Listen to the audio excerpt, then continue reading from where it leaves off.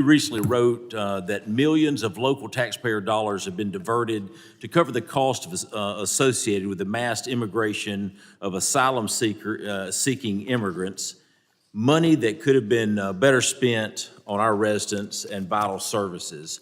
Like you, I have serious concerns about the burden communities face as a consequence of this administration's border crisis, especially small and rural communities. News outlets in Alabama have reported that several communities have expressed concern over a steady increase in Haitian immigrants, especially in rural areas with stretched thin resources.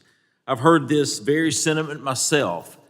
There are countless examples of this administration's policies and failures that have gotten us to this point.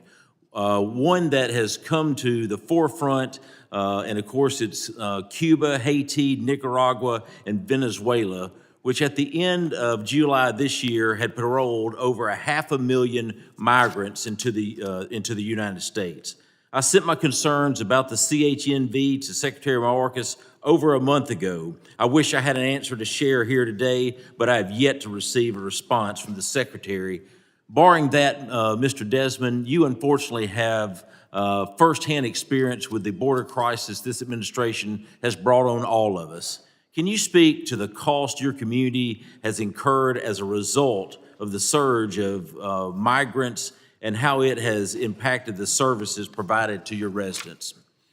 Well, thank you. The cost it is kind of hard to monetize because there's so many different agencies and so many different elements to it. But I can tell you specifically the San Diego County itself, we spent $6 million to set up a migrant receiving center for those being dropped here. And we only had it open for 4 months because we ran out of money. And yes, that money could have been spent on our roads, infrastructure, and parks.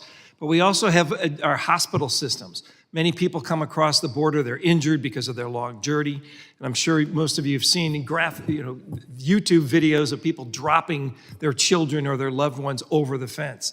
Many people have broken limbs, things like that. So we have many paramedic calls that actually go to the border. We also have fire calls. When people come over in the cold of night, they'll burn just about anything they can get their hands on to stay warm, which is, I understand, but we all have fire calls and potentially fires and structures that catch fire along the border. And also, just kind of the fear factor itself of people driving boats up onto our beaches and just walking unimpeded into our communities. So monetarily, also our San Diego airport has migrants sleeping and staying there. So that hurts our, we're a tourist town. That hurts our tourism. And you see migrants sleeping in the airport coming and going. So there's many, many factors. I don't have an exact number, but I know it's in the several millions of dollars that is costing our local taxpayers, and that money should be staying in San Diego County, not being spent on migrant and immigration issues. That's the purview of the federal government. I understand what you're talking about. I served 26 years in local government, 40 years as a firefighter EMT. I know firsthand what you're talking about, and I appreciate you being here. I also find it ironic that those responsible for this situation that you're in today, Vice President Harris, Secretary Mayorkas, are two of California's finest. It sends a clear message to every American that if they had allowed this to happen in their own communities, if they don't care about what's happening in their own backyards, why would they care about what's happening in Alabama? I think the evidence is obvious. Mr. Desmond, you also mentioned witnessing mass street releases, which buses dropped off hundreds and thousands of illegal aliens at a time in your communities, many of whom have no idea where they are, where they're going, and it's not just happening in California. What advice would you give to other communities, local leaders, county commissioners, mayors, city councils facing this exact situation throughout our country?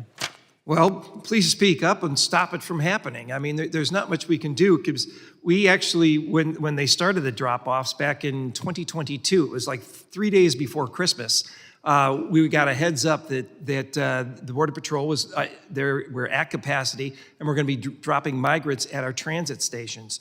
We had to make sure that our shelters nearby were not going to be impacted. We had to make sure local police was there.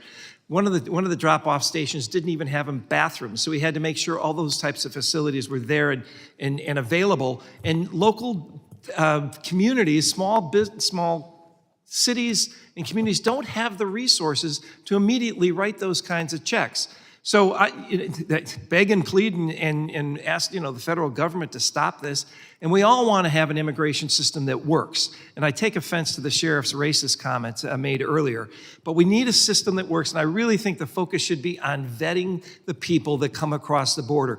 Most people want to be here and they want to work here. I get that. But we got to be able to vet and make sure we keep the bad people out. Thank you. Would it be fair to say that the Biden-Harris administration's policies have better served the interest of criminal cartels than the American people?